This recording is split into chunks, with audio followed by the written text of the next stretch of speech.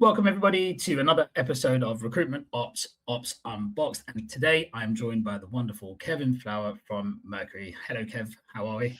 I'm good. Good to see you. Good to be here. Thanks very much for inviting us. So yeah, looking forward to this. Yeah, no worries. I've been looking forward to this one as well. Actually, I mentioned it in passing to someone earlier on this week that I had you on, and they were like, "Oh, wicked! It's nice to see some of the more established and bigger brands taking part." So yeah, I'm really chuffed that you've made it on. For those that have been living under a rock and might not know who you are or Mercury are in the recruitment space, can you give us a quick intro and then we'll dive in?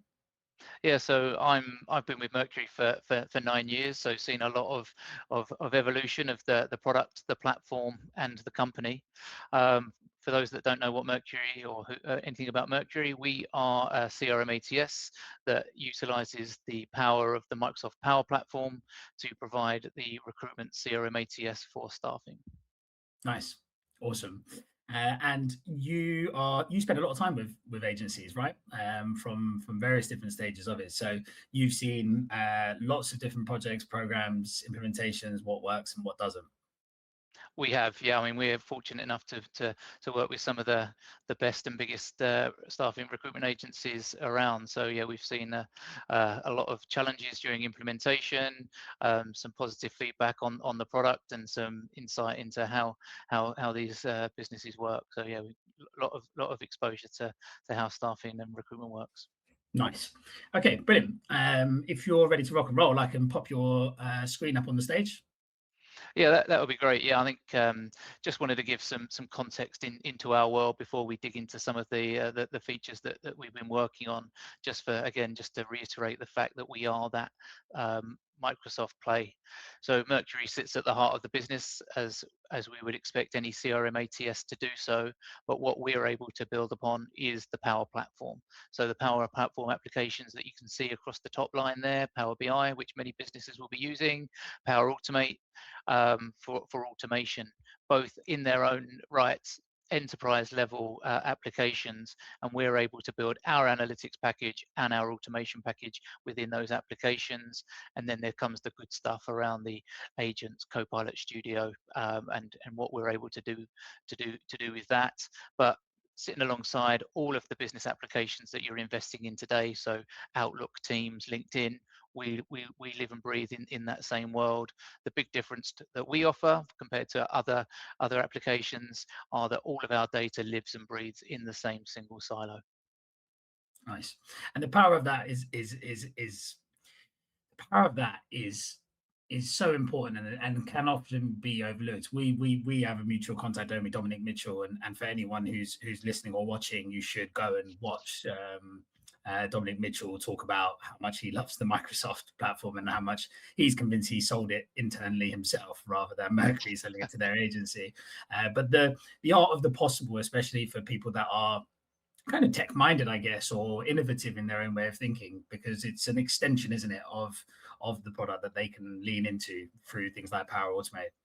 Absolutely, yeah. So we're creating this application that we believe to be a really comprehensive and solid business product. But what Mercury does offer beyond what is an off-the-shelf solution is the ability to extend. So Dom, as you give a great example, wants to do lots of his own development, or utilizing products like Power Automate, and even extending the platform to incorporate other business functions that RBW undertake. The platform enables you to do that. Off the shelf solutions are very, as they say, off the shelf. The Power Platform enables you to extend and do some of the cool stuff. Just as a caveat, we do have what we describe as permitted customizations, but what Yeah, that really does is ensures that you sit within the guardrails that doesn't affect any upgrade paths that we want to offer, because we are very invested in the development of the product, but we don't want to prohibit you doing some of your own cool stuff around obviously the agents, Copilot, automations, but sit within our guardrails, which are very they're open. You don't yeah. affect anything that we want to do as well. Yeah, I mean, I talk about guardrails all the time with people, especially when it comes to AI in recruitment agencies up and down the country that I go into. You are seeing some very interesting use of data, company data, personal data across different things. So I like the idea of actually having guardrails provided by your CRM or ATS provider, especially when it's able to when you're able to leverage agents and Copilot within it anyway. So Yeah, I awesome. mean, I think the big thing is the security as well. So obviously that's the protection that Microsoft bring us as being the underpinning of the application. So yeah, all of that security stuff that becomes a challenge for other providers. Their investment isn't just evolving the solution; it's keeping the lights on. So Yeah. and we have Microsoft to take care of that for us. Nice.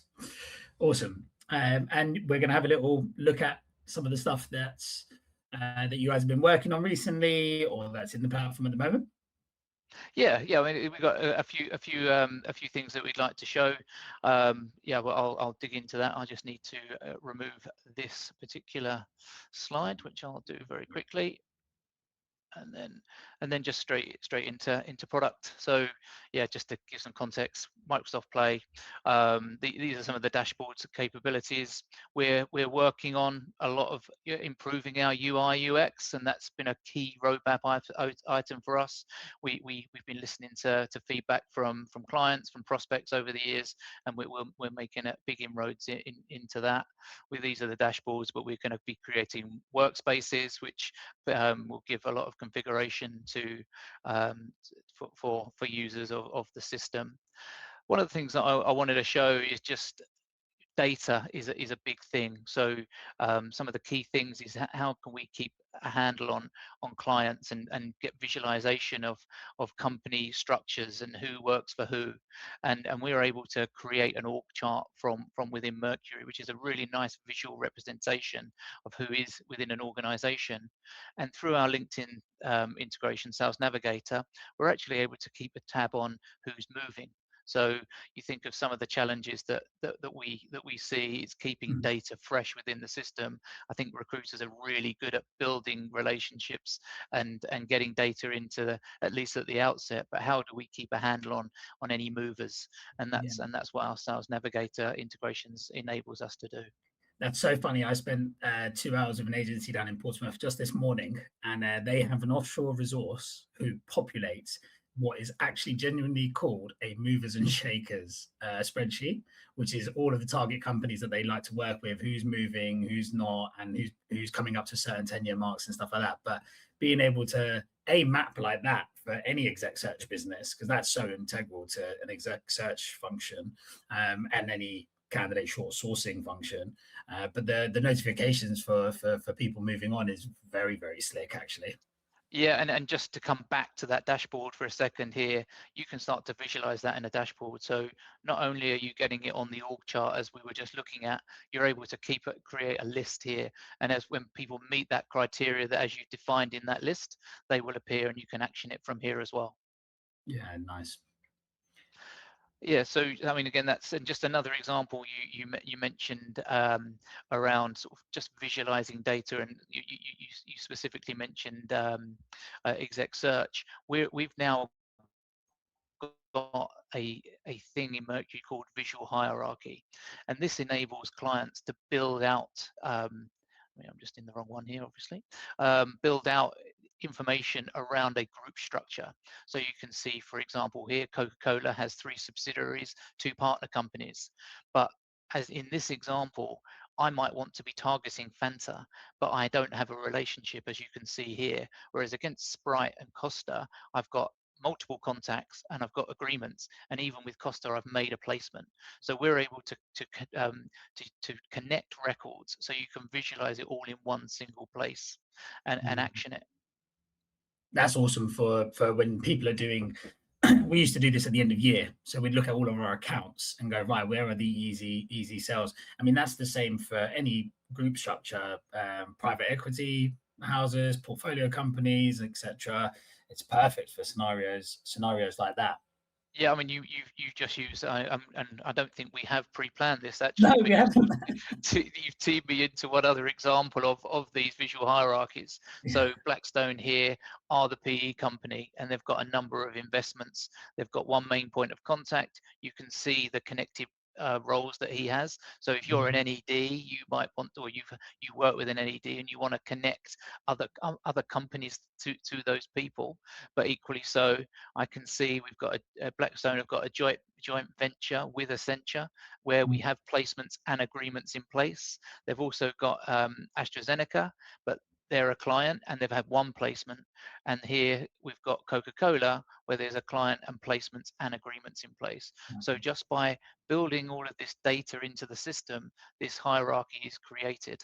So again, if you are working with a PE or you're working with someone that gives you introductions to business, this is a really quite nice visual way of being able to to to, to surface the information. Yeah, that's nice. And an agency that I did an audit with last week has got a not a global, but they have a Ernst and Young agreement where they've transacted in 4 or 5 locations. In their current CRM setup, EY causes so many problems because sometimes people are Ernst and Young, sometimes people are EY, sometimes people put EY New York or whatever it might be. So actually, their records are quite a mess, and they've just appointed like a strategic account manager to look after EY globally, and their sole job is to land, expand, use names of people they've done placements with to open up doors elsewhere. How does Mercury handle that sort of deduping of records? We haven't prepped for this, by the way, at all. So I'm sorry if I stuck in a question for you. No, so we've got quite a comprehensive deduplication process. So again, there'll be dictated by the configuration and setup, so that it will flag where we can track an obvious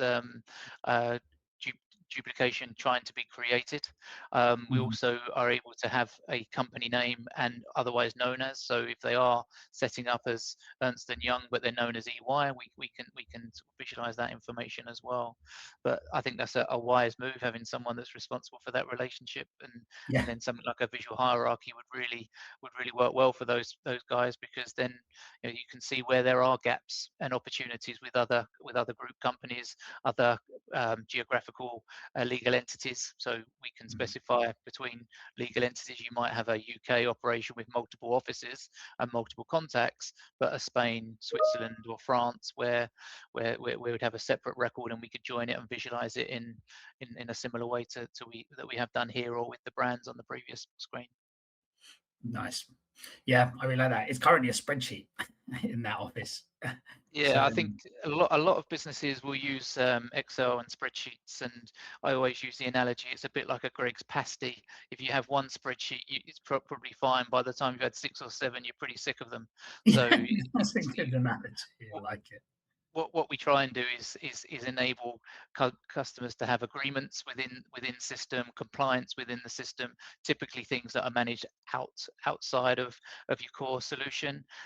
So yeah, we're trying to consolidate back to the original slide of all of the data living and breathing in one single place, and not in disparate dark data silos. Yeah, I think the challenge that most people face with the sales floor and getting folks to move away from spreadsheets is the alternative. Sometimes there isn't a benefit to them. So actually, I'd rather just have my own spreadsheet with my own color coding. But actually, the sell here for folks that are potentially working across multiple geos and port codes or group structures, or anyone doing enterprise tech, anyone doing enterprise recruitment is going to fall into a need for something like this. This is a great benefit to sell people. This is a good place to be able to work from. I can imagine sitting down with like the girl who's just been appointed that strategic account manager. You would just sit down and say, right, let's put EY and then let's put all of the geos, then all of the different areas, audit, tax, consulting, whatever it might be. And then you could just have a name that says, we want to get to a position where we have an agreement in place for all of them. We want to get to the place where we've got a placement in against these three. And the visual element of it would be ace to sit and do a one-to-one with. Absolutely, and these are just examples. Yeah, You can actually connect any record to any record, so you're able to visualize it, whatever information that you want to. But the examples that we've just spoken about are particularly pertinent to someone in the role that your colleague there is just about to go into. yeah, nice. I like it. Is that new? Is it that you guys have recently launched this? So yeah, this is a relatively new feature. The org chart has been there for forever. The interface will continue to change, but yeah, Microsoft have enabled this concept of visual hierarchy, which means we can build these out, or the clients can build these out themselves. So yeah, it's not coding level. Right, It's just configuration here. So yeah, all of the dashboards that we looked at the very start, they're entry level build if need be, and you can essentially surface data as you need to see it to do the job you need to do. nice. Yeah, awesome. Cool. I guess one other thing that one other challenge that we've been working towards is our look and feel. So here I'll show you old and new, and this is where we're looking to move our look and feel to. So we've now got new record cards that will start to roll out throughout the system. So yeah, this is an evolving journey. Mhm. You can see here you've got a full timeline of activity, and you can start to see LinkedIn from the same record. The older look and feel is just all of this information, but we're just streamlining that. But what I wanted to focus on is one of the challenges that we've here is lots of businesses have transcription software that they pay, I don't know, 20, 30, 40 pounds a month, and it sits outside of CRM. And even then, once they've got that transcription, they have to copy and paste that into the relevant record within the solution. Even if they do, um, what we have here is that ability to have a call, have a meeting, Teams, as long as we can get that transcription and we create it from within Mercury and it's into Mercury record. But more than that, the challenge is once we've got the transcription, what do we do with it? Now, what we've started to develop is something called activity AI. And what that will do is read the transcription or the transcription summary and start to think what was discussed and what needs to be created next. So here, what we are doing is quickly reading through the transcription and looking for what was agreed. So there will be some activities that were discussed and decided on, and this will create it. So what my biggest challenge is as a salesperson is I'm just making phone calls. I'm moving on before I've even completed my previous one. So here, what was agreed is that we discussed a job. It could be a lead or a job. Um, Mhm. Sorry, that's my office light just turning off. So it's created this lead. It's created an appointment for a date in the future.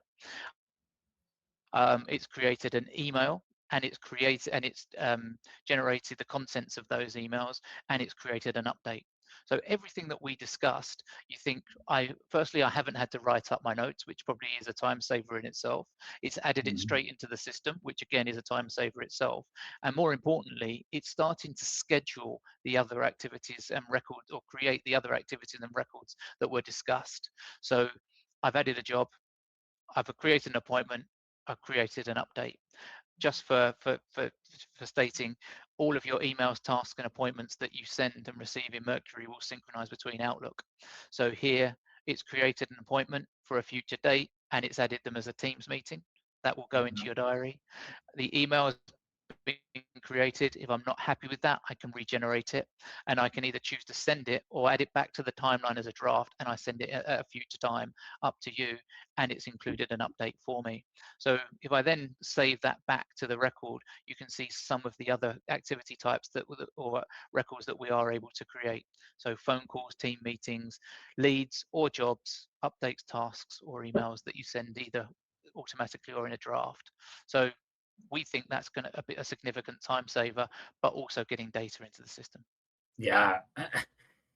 And just last week, I had a WhatsApp message from an ops director that comes to some of my ops community events that I look after, asking me, have you seen anyone use Zapier to get Teams transcripts into their CRM. Now it's definitely doable, right? Like I know that it's definitely doable, but again, it's like it's just more work. Again, it's more creation, more noise that you got to do. I'm a big believer that automated note taking and straight into your CRM is a minimum requirement. I think in 2026, I think there is no time and space for note taking anymore. I don't think we can rely on staff to do so. I think there's a lot to do in the job that we should take that away.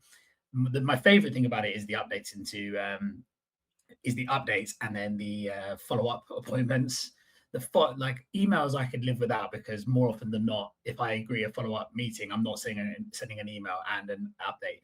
So being able to finish a phone call and it's like, right, well, I'll call you after your interview at 3:30 p.m. on Friday. If we agree that on a call, and it just schedules my interview feedback call straight away for me and updates the CRM. That's ace. What level of updates are we talking about in the CRM? When it says updates one, what is that?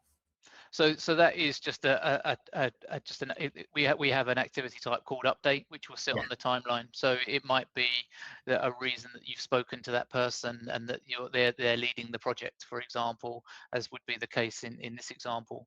But yeah, the other activities are specific activity types. The update is just a general comment or a note. Yeah. Yeah. I mean, that's a significant time save, especially if you work in a volume game. You know, sometimes you got folks that are working, professional service contracts you might be speaking to 20 people a day. If you're managing a book of more than 10 contractors, 15 contractors, there's so many conversations that are happening, and all of that stuff's gold dust and should be logged. So yeah, and this is specifically for a client. When you're talking to a candidate, and we obviously differentiate between candidates and yeah, clients, and the type of calls they are, and what the purpose of those calls are.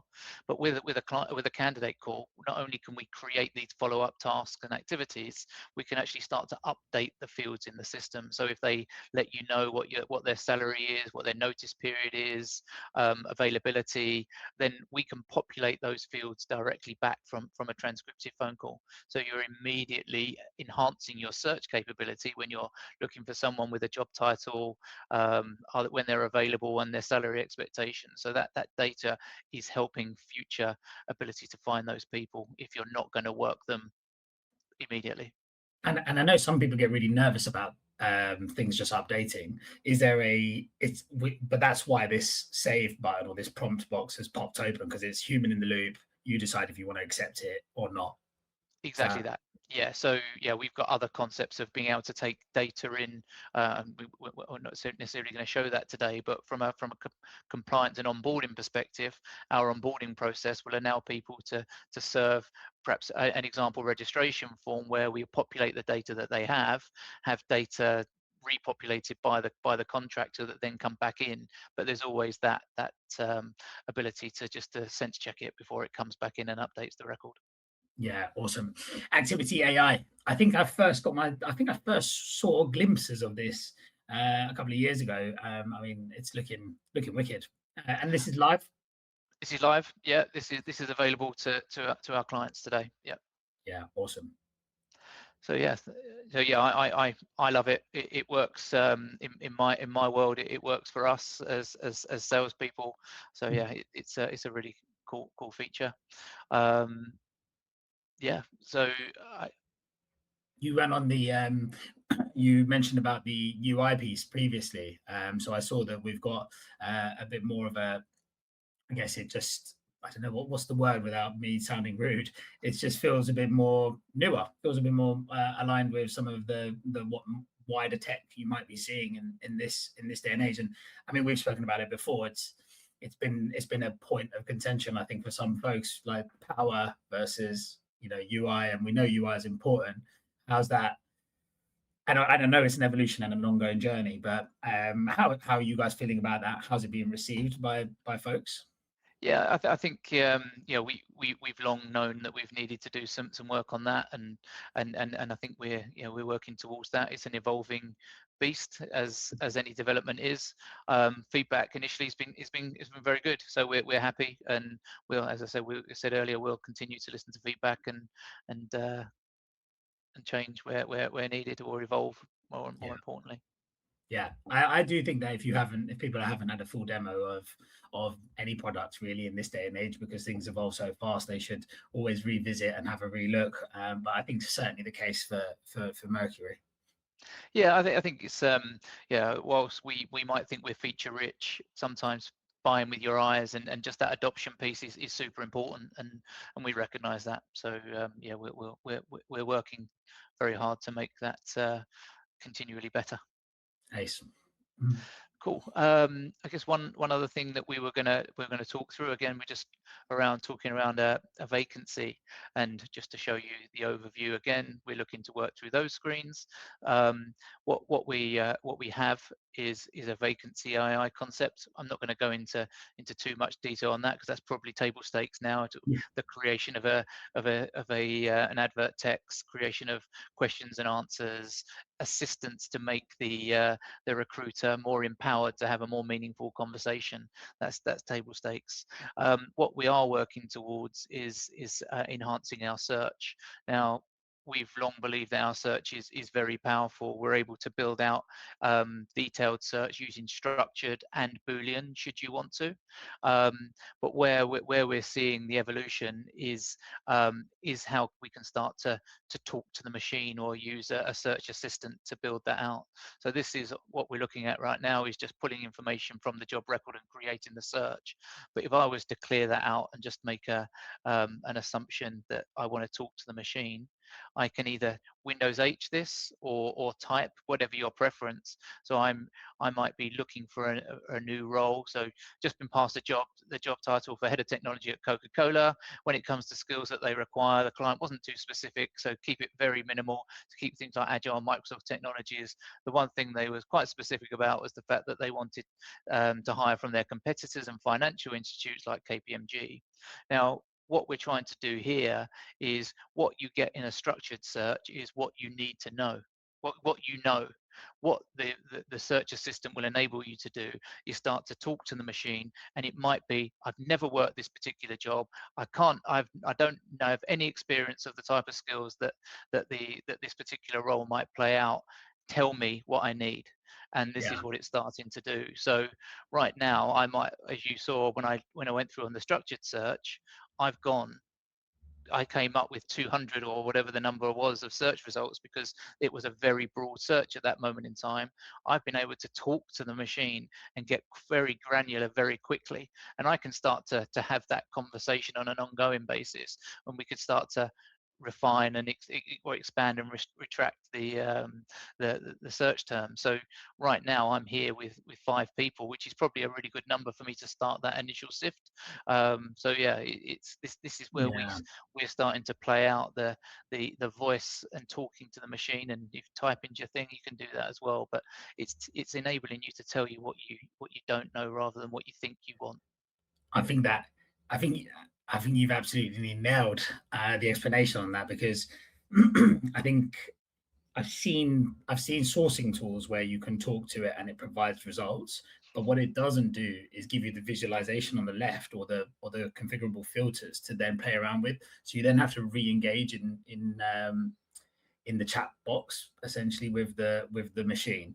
But actually, like you say, you don't know what you don't know. So at least now you can say, right, well, that bit of text is translated into all of these filters. Now you might have missed something in your original prompt, so actually now you can go back into the filter and go, oh, actually I forgot to mention that, and you can tweak it and I guess expand it as you reduce filters on the left hand side.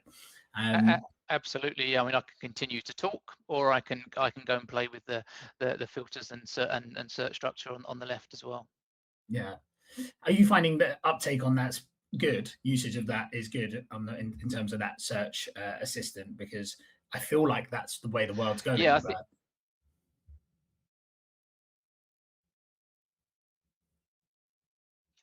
I think it's the way that people want to start to work. I think the days of Boolean, probably for sort of us older people, where Boolean was our thing, is people still want to grab hold of that, and they can still use Mercury for that capability. But I think this enables someone that's new to the desk, new to the business, immediately being able to utilize and drill into the data. So that that trend of trying to get people upskilled quickly, this type of capability is enables that. But actually, we're all talking to our phone. I don't ever type a text message anymore. I talk to it, or I send a voice note.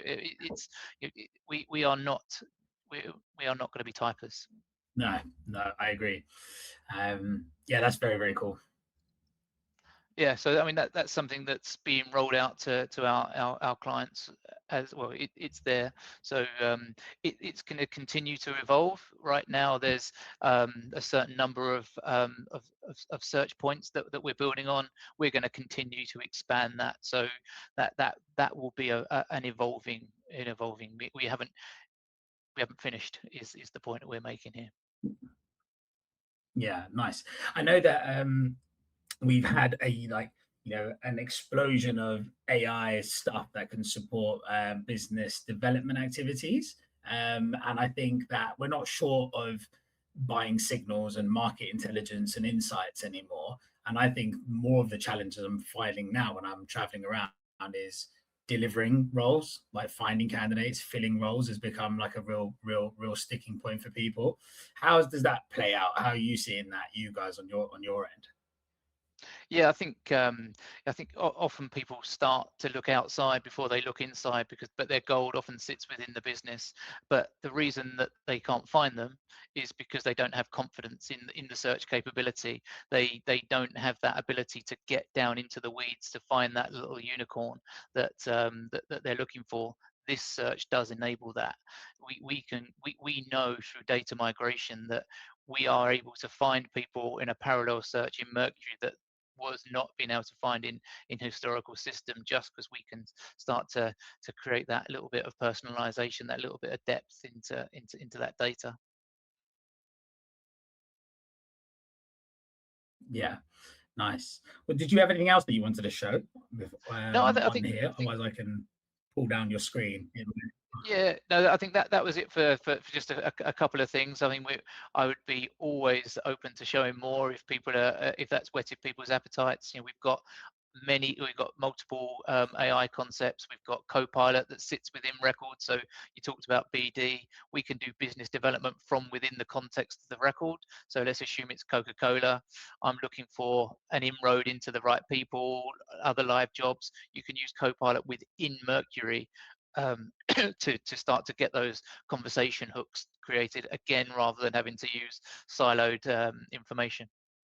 Yeah, nice. And I have to ask, because it was one of my favorite things that I saw last time was network AI. Where's that in the offing?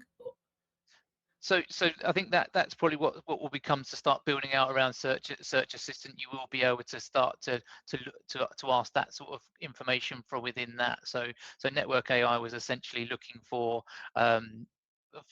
historic relationships to warm up conversations. And I Yeah, think once we start to go into the end points of the data, that's where it will start to appear here.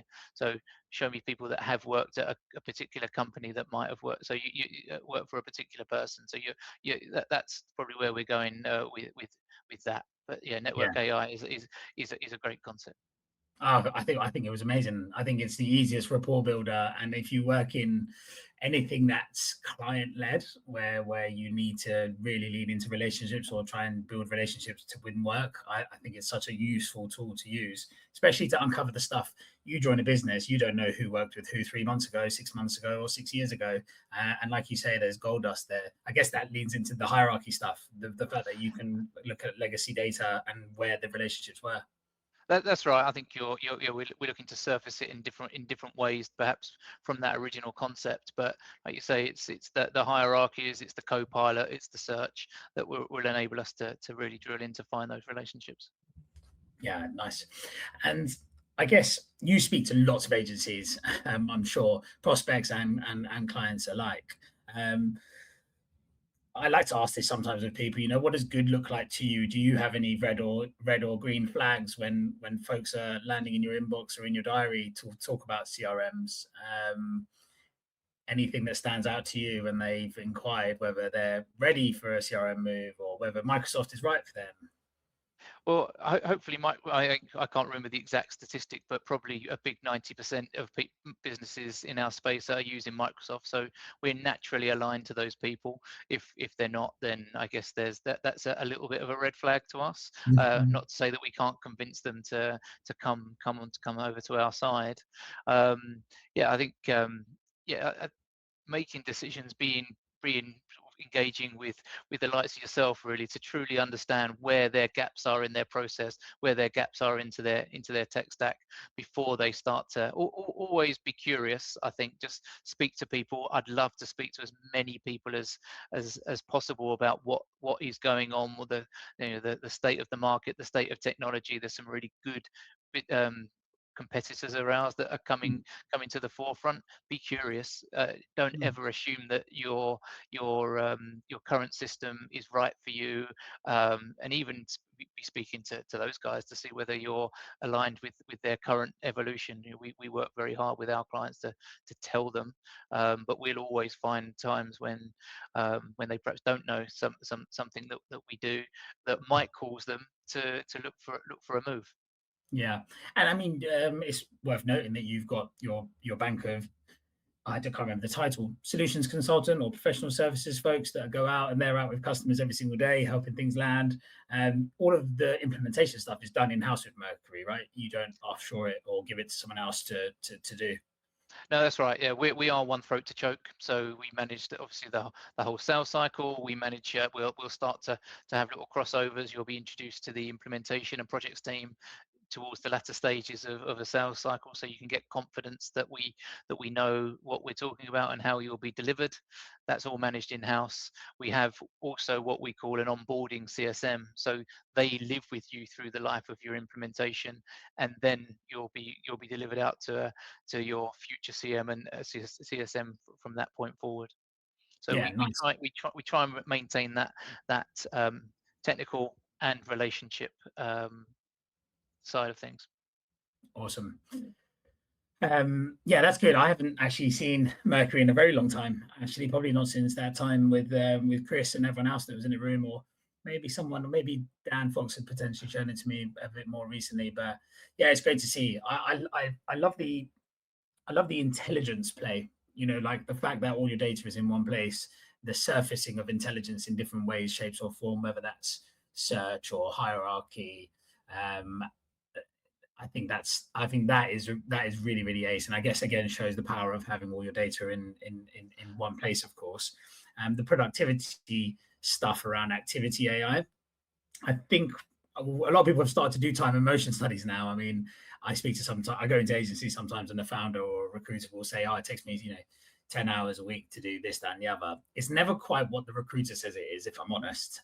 But Yeah. it's also not as low as what the founders think it is. So I do think that there's productivity leakages all over our industry. That's admin.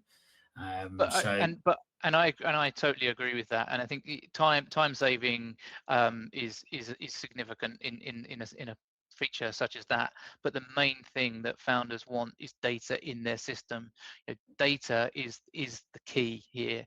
Enriched data, up to fresh data that's actionable and has got trigger points on it. That's the information. If it's in my head or on my spreadsheet, it's not valuable to the owner's business, and that's the key. Keeping it in system and getting people comfortable. I'm biased here, but I think a transcription that creates my follow-ups for me is pretty cool, and I think, why would I want to spend an extra 10 minutes putting it in manually? It The benefit to me is that it's there and I will be told when I need to action it. yeah, exactly. Autopilot. You don't even really even need to think about it. You just go through your call list, especially if you've got, I ran a contract book with at one point 30, 35 runners, and I used to spend Thursdays and Fridays like calling through, trying to pick up little tidbits of information, leads or insights or whatever might be happening, but also trying to sniff out whether there are extensions coming or when I should check back in with their boss and things like that.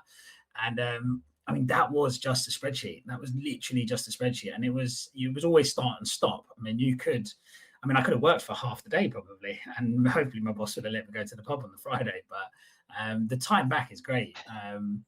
I think activity AI. What's my favorite out of the lot that you show me?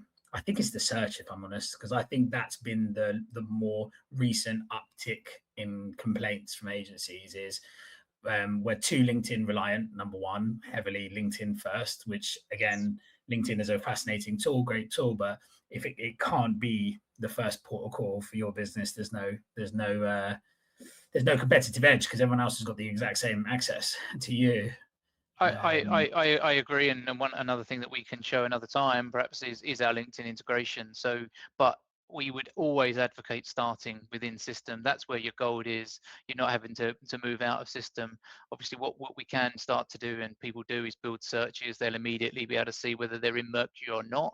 If they're not yet in Mercury, we can create their record and shortlist them against the job. If they are in Mercury and that's part of your search, we can shortlist them against the job. But what we will surface is contact information. So you're no longer having to send in-mails, even though they do sync to the timeline within Mercury. But rather than waste the cost of an in-mail, you're actually you're seeing within LinkedIn their first phone number, email, just whatever you've got against the relevant record, and you can make that your contact medium instead of having to send in-mails. Yeah, nice. Brilliant. That was very, very good, Kev. Thank you very much for that. We met and spoke about this months ago, didn't we? So I'm really, really, really chuffed that we've managed to get this recorded. No, I'm delighted. Yeah, I'm sorry it's taken so long. A lot of that sits with me. So, but yeah. I think it was me 3 weeks in Thailand, and then life gets in the way, doesn't it? But no, you've been definitely you. Yeah. You've been fantastic. I will pop Kevin's details in the description of this episode. There is an episode of In the Opsy with Steve Barnhurst, which I've recorded already, which will be going out at the same time. Again, if you just want to hear a bit more about the business, the people behind it, the ideas behind it, go and have a listen. I always recommend listening to both bits of content together. If you want some feedback from me, feel free. I'm always happy to talk about Mercury and the folks that I've had the pleasure of dealing with. But Kevin's details will be in there. So thank you again for listening. Kev, I'm going to hit end recording, but we're staying on the camera. Perfect. All right. See you guys.